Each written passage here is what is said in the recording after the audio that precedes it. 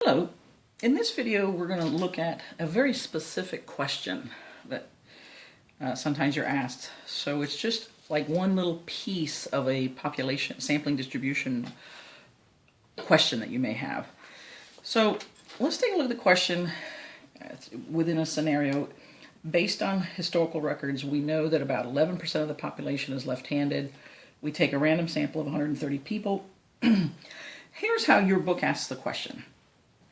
The probability is 84% that the sample percentage will be contained within what symmetrical limits of the population proportion?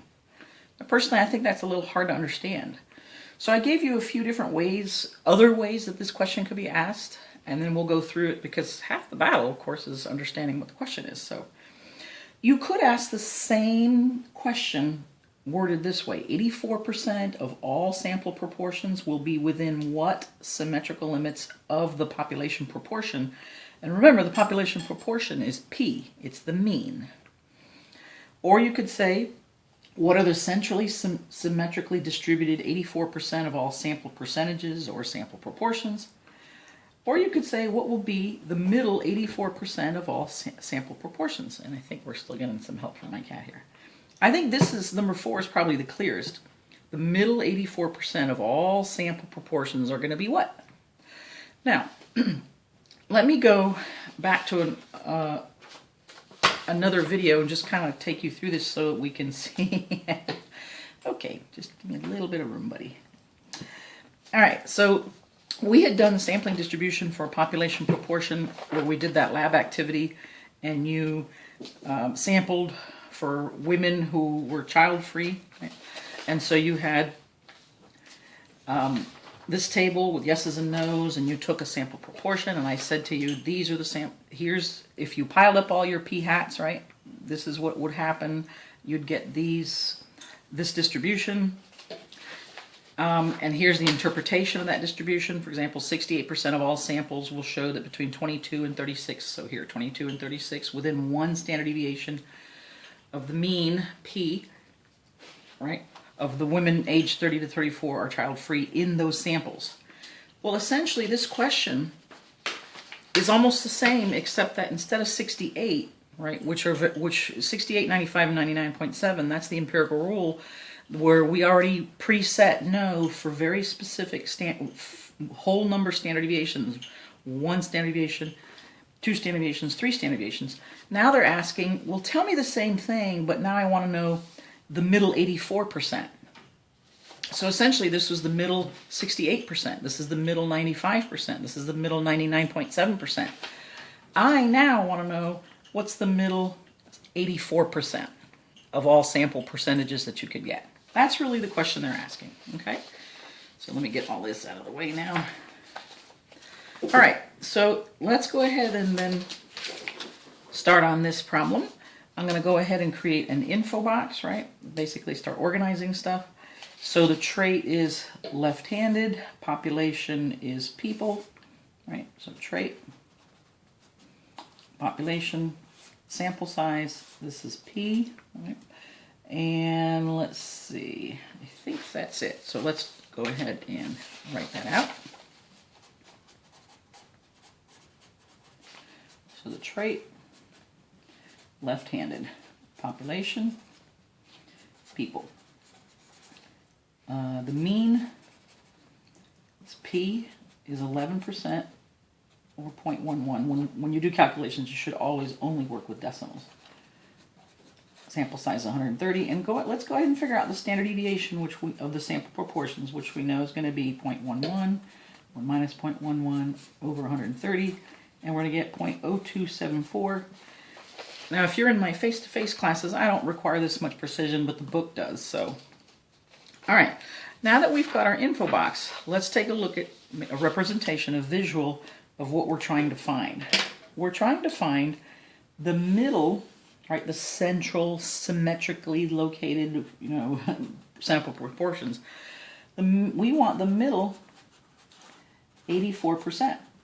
So that means half is going to be to the left of the mean, half is going to be to the right of the mean. So if I take 84 and divide it by 2, I'm going to get 42. So what that means is I'm going to have 42% of all the p-hats on this side and 42% on this side. And literally what I mean is I have a bunch of sample proportions, right, piled up here. That's what I have. Both sides. And I want to know the middle 84% of them. All right. So what that requires, though, then, is that I'm basically looking for a z-score here. What's the z-score? How far from the mean, standardized, the standardized distance, is this sample proportion going to be? And the sample proportion is acting as a value. So I want to know how far is that going to be, so I'm going to use inv norm. So, but remember, inv norm always assumes that whatever value you're looking for, you tell it the area to the left of that. So how do I know what the area to the left here is? Well, remember, I know that half the curve is 50%, right? So all of this is 50%. And so if I have 42% here, then what is this percent? Well, it's going to be 50 minus 42, or 8%. So essentially, I'm looking for something here, the z-score, right, where I have 8% area to my left. So I'm going to use inv norm of 0.08. So let's go ahead and do that. So I'm going to say, let me get this a little bit cleaner. What is the inv norm of 0.08? And when you put that in your calculator, you should get negative 1.4051 standard deviations from the mean. Okay. Now, at this point, I have the z-score, but I want to know the value, right? So remember, z equals, we've been using value minus mean over standard deviation, which is correct. But my value here is a p-hat. So technically, I'm looking for a sample proportion, its distance from the population proportion,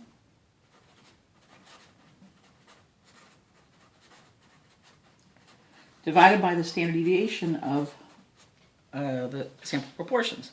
So we're going to have negative 1.4051 is equal to, this is what I'm looking for, some p-hat, how far it is from p, which we know is 11% for the population. And then we did, in our info box, the standard deviation of the sample proportions is going to be 0.0274. So we're going to put that in there, 0.0274. All right. Now, I know that when I'm solving for this, I'm looking for p-hat. And how is p-hat being affected? Well, the first thing you did is subtracted 0.11, and then you divided by 0.0274. So technically what you're going to have to do here to find this is take negative 1.4051 multiplied by 0.0274, and then add 0.11 to get p-hat. All right, so you can do that all at once in your calculator, and when you do, you should get, let's see here, 0.0715. Okay, so what does this mean? That I get a sample proportion, the sample proportion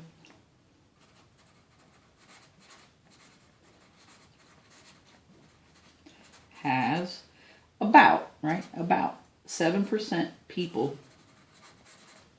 who are left-handed. Okay? That's what it tells me. Now, so what do I have so far? Let's go back to here. I have that, now I know this is the sample proportion, p-hat, is about 7%. Now technically it's a little bit more precise, it's 7.15%, but all right, now I need to find this one. And I can do the same thing. I'm going to do this two different ways. I can say at this point, well, what's the z-score for here? And I need to know the area to the left over here. So I can just add 8 plus 42 plus 42, or I could say 50 plus 42, right? I can do all that. So that's the long way, but let's go ahead and go through it. So at this point, I'm saying I want the area to the left of this, right? And I know what that is. That's going to be 92% when I add all that up. So I want, what's the z-score here? So when I put in inv norm of 0.92, I should expect to get exactly the positive of the same z-score I got when I went to the left of the mean. So now when I go to the right of the mean, the same distance, because it's symmetric, I should get 1.4051, and indeed I do. And now essentially I'm doing the same calculation. Z equals p hat minus p over standard deviation, right, of p hat. So I'm kind of getting technical on you to seed your subconscious a little bit. So I'm going to go 4051 is equal to the sample proportion I'm looking for, or the sample value, How far is its distance from the mean? Standardized. And then when you do all this, you're going to get p hat equals 1.4051 times 0.0274 plus 0.11. So you should get 0.1485. Okay? So a sample proportion where 14.85% of the people are left-handed. All right. Now, you could have done something a little bit easier here. When we got, let's see here, do I still have that paper somewhere? Let's draw it. When we got our first, so here's P at 11%, and we got that this was 0.0715, right? When we got this right here, by symmetry, I know that however much I went to the left of the mean, I will go the same amount to the right of the mean. So if you said, well, let's take 11% and find out what is this difference between 11% and 7.15%.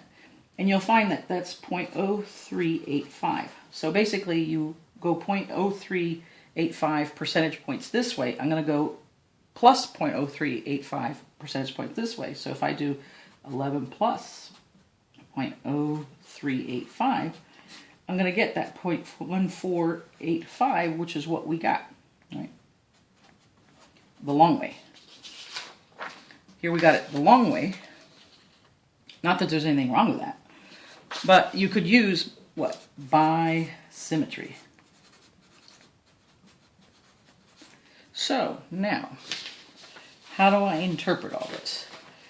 Okay, now that you've got your sample p hats, this is a p hat, and this is a p hat, right? And essentially you're saying now that the middle 84% of all sample proportions, or p hats, will show that between, and I'm rounding here a little bit, although you could be this precise, the book will be this precise. I like to kind of round so it's easier to understand.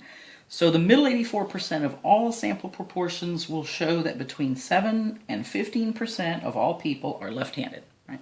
So what that means is when I start collecting and taking samples, this is what is happening. I'm making piles of p hats, right? Tons of them, blah, blah, blah, blah, blah, blah, blah, blah, blah. And all of this area, right? I'm capturing 84% of all the possible sample proportions that are in the middle of the distribution. And those will be all sample proportions between 7% and 15%. Okay? Thanks so much for listening.